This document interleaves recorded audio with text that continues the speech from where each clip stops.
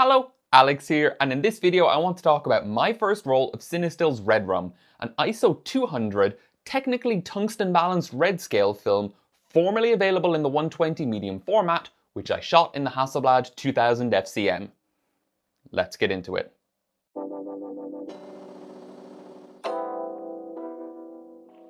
First off, sorry for being so nasal, hay fever has hit me really hard this week.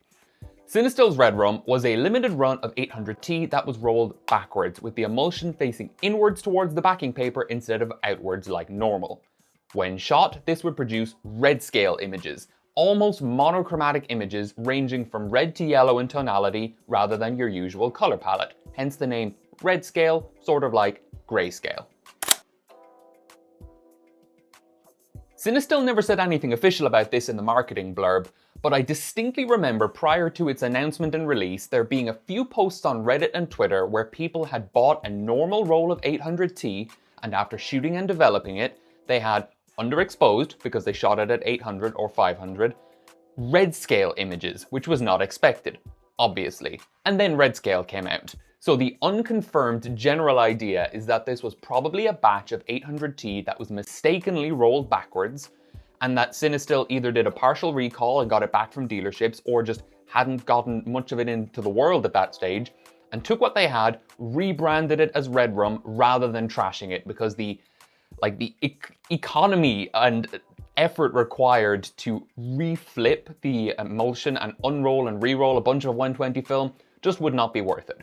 Again, this is not confirmed and it is speculation, but if it's true, I would personally give Cinestill massive props for making the best of a bad situation rather than just trashing everything. Because it is flipped, Cinestill leaned heavily into that with their marketing, calling it Redrum and making multiple references to room 237 in the marketing blurb. What the marketing does tell you is that the film promises pretty low to medium contrast and relatively low saturation with that typical red to yellow color palette. So just to go back for 1 second and explain, what is red scale film? Red scale film is film that has been shot backwards, exposing the film through the base and exposing the emulsion layers in the wrong order.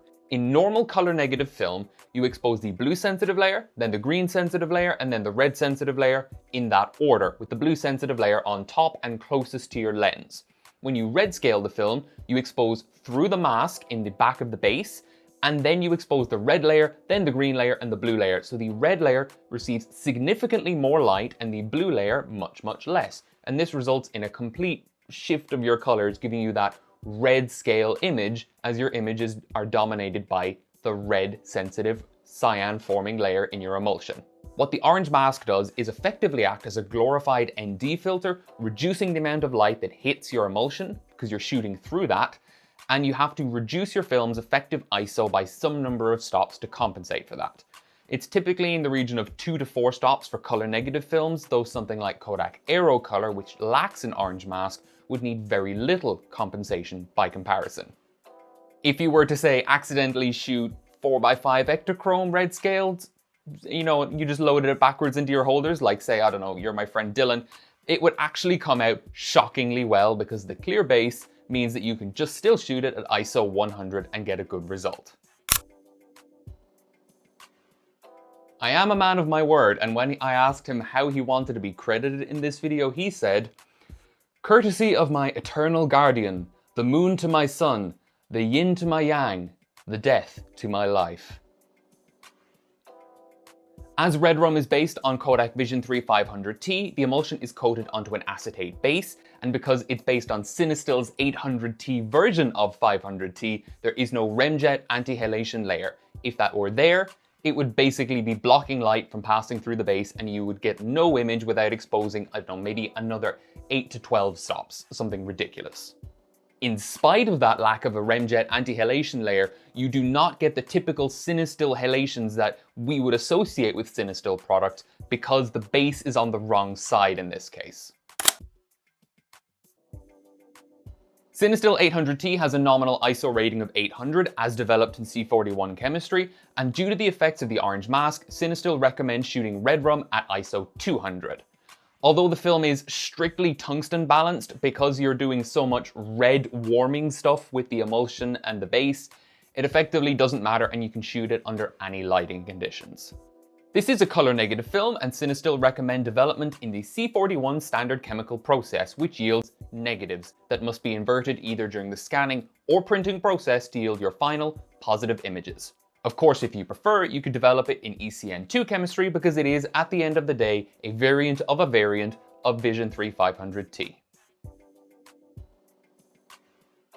I used the Hasselblad 2000FC with both my own Zeiss Planar 110mm f2 and my friend Kieron's Zeiss Distagon 60mm f3.5 CF? No, it's not the CFI, it's the CF. It's the newer version of my own 60mm lens. This roll is also how I learned that I have a light leak in one of my backs, and of course, I put it off and put it off and put it off until the back became pretty much unusable, so I'm gonna have to fix that very soon. I rated the film at 200, metering with my Sekonic L758D light meter, and I had it developed at a local lab. I scanned the film myself using the Canon EOS 1DX Mark III and EF 100mm f2.8 LIS-USM macro, inverted with Negative Lab Pro and adjusted to taste in Adobe Lightroom. Redscaling 120 film at home isn't impossible, but it's a lot more finicky than with 35mm, so for the brief period this stuff was available, the fact that it existed was a nice advantage, and it meant that there was a clear value proposition beyond just, I'm a Cinestill executive and I don't want to waste all this film. You know, there was an actual reason to release this product. As redscale films go, ISO 200 is pretty fast. With a lot of stuff you end up stuck in the sort of 25 to 100 range, and 200 is significantly faster than that, and it makes handheld shooting a lot more practical. I've shot a lot of different films redscaled myself, like Color Plus, and being stuck at like 40 to 80, it can be quite restrictive, especially when you want to stop down and you just don't want to use a tripod.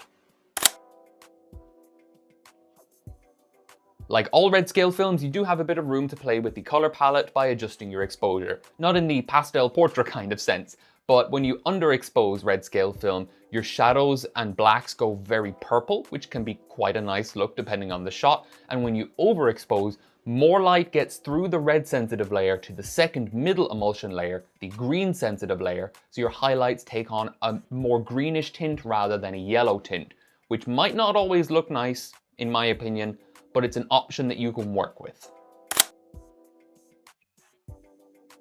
I honestly don't remember where I bought my rolls, so I can't go back and check, but I think I paid 14 to 15 euros per roll, which for, you know, a fairly specialist product in 120 format, even 2 years ago, was actually not that bad. I mean, nowadays you're looking at about that price for normal color negative film. So for something specialist a couple of years ago, I'm gonna say it was reasonably priced, especially given that it seems to be a bit more consistent and certainly significantly faster than Lomachrome Redscale, its main competitor. Resolution is quite poor, especially for medium format. I was surprised at just how soft some of these images are, and I think, like, I don't know for sure, but my gut feeling is that it's just, as light passes through the base on its way to the emulsion, the light just disperses a little bit in a sort of diffraction kind of way, and it softens the details and fine detail just gets a bit smushy, and then you see a global loss in sharpness and resolution as a result. Similarly, this stuff is very grainy. I mean, okay, you're exposing it for ISO 200. It is ultimately, again in C41 chemistry, an ISO 800 film, and you're getting the grain of ISO 800 without the faster shutter speed benefits of ISO 800.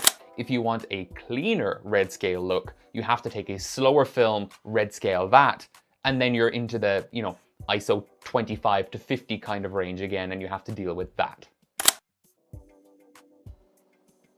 I mentioned that it's good that you can adjust the color palette by overexposing or underexposing for creative effect, but with very high contrast scenes, you can end up with red-orange midtones, purple shadows, and green highlights in the same shot, and it really doesn't look nice. So when you have a very, very high contrast scene, you might need to put a bit more work into color correction than you might expect for a typical let's see what happens kind of, you know, gimmick like redscale.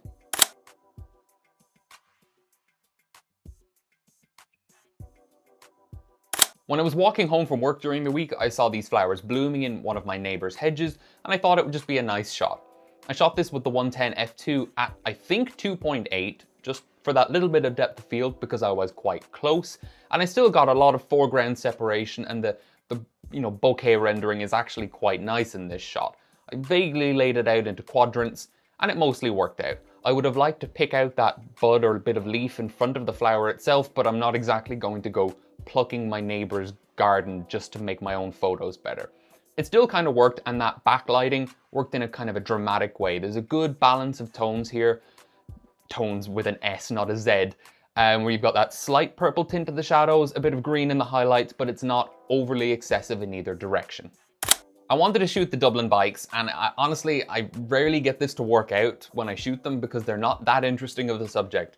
But this particular one worked out quite nicely. I shot it with the 60mm from quite low down looking up, so even though it's only a 60mm on 6x6, you get a bit of a somewhat dramatic sense of perspective, and having that lamppost in the top left really fills out the frame quite nicely.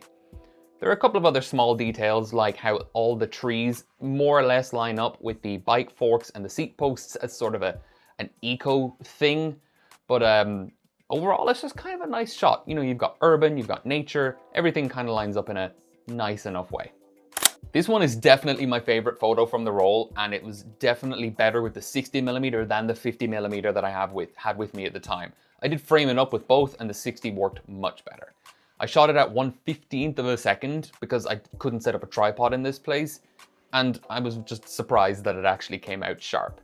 The strong symmetry and the tons of intersecting lines, the glass, the wood, everything together I think works really, really nicely. I do enjoy architectural photography, I just don't do it enough, and this is one of these shots that I'm actually quite proud of. So who is this film for, and would I recommend it? This is kind of a defunct question because, like so many of these videos, it's not available anymore. But when it was available, it would have been an ideal recommendation for anyone who likes the look of redscale film, that dramatic, nearly monochromatic look, and who wanted to shoot in 120 medium format. The vast majority of these small batch, limited run redscale films that come out are 35mm, and pretty much the only other option you have for pre-made redscale film in 120 is Lomachrome redscale. There's also the fact you could buy just a single roll of Redrum and try it, rather than either committing to a 3-pack of Lomachrome redscale or having to split it with friends, which for a lot of people I'm sure would have made a difference. But also just the ability to shoot at ISO 200 and get fantastic results. Grain resolution aside, you know, you're gonna get that with any redscale film, realistically, was, you know, pretty much a good thing.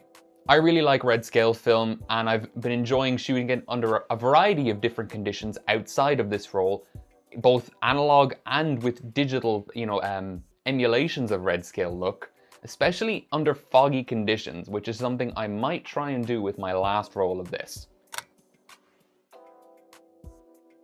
I do want to give a thanks again to Kieran for letting me borrow his 60mm lens for a couple of weeks for this and another roll of film. But that is all I have to say about Cinestill Redrum. So stay safe, and bye bye for now. If you don't already, follow me on Instagram at Shaka1277 for new pictures every day. If you like this video and enjoy what I do on the channel, please consider subscribing or checking out my Patreon, where the tiers start at just €1 per month.